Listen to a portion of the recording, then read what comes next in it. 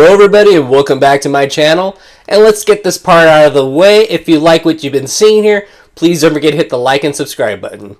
Thank you. M. Night Shyamalan has a plethora of films in his catalog, ranging from amazing storytelling and others to hysterically bad. What? No! But just like the movie Split, Knock at the Cabin looked like it had something really good up its sleeve. I'm Mike the Movie Misfit, and here's my review of Knock at the Cabin.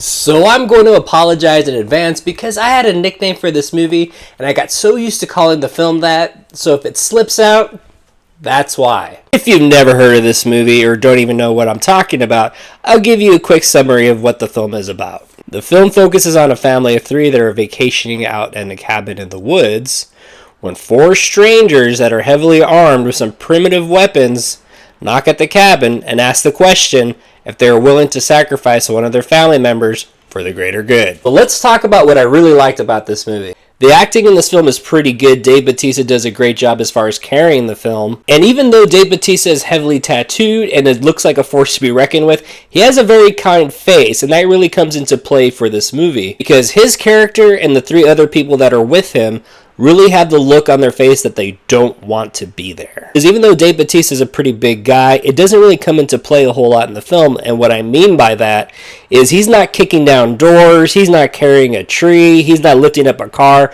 The only time his size really comes into play is when they're framing him for the shots or when he's walking, because you could hear those heavy footsteps.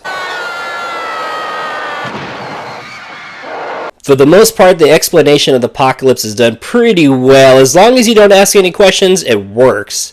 The film does a pretty good job as far as making you think and wonder, are these people right? Or are they just being straight out crazy? As far as the cons for this film, like I was mentioning a second ago, if you ask questions, the story does fall apart. I think the film really falls apart heavily is when they turn on the TV and they actually start looking at the news anchors. The twist, if you could even call it a twist, it's actually not bad. It's very simple and I liked it. I kind of predicted it before I saw the movie. And I was like, hey, I'm okay with that. It is simple, it's kind of flat, but it works. Knock at the Cabin is definitely a lot better than the movie Old. Definitely not as hysterical as the movie Older. I'm going to give Knock at the Cabin a B-. Did you see the movie and what did you think about it? Am I wrong? Am I going too high? What do you think? Let me know. I'm Mike the Movie Misfit, and I'll see you at the movies.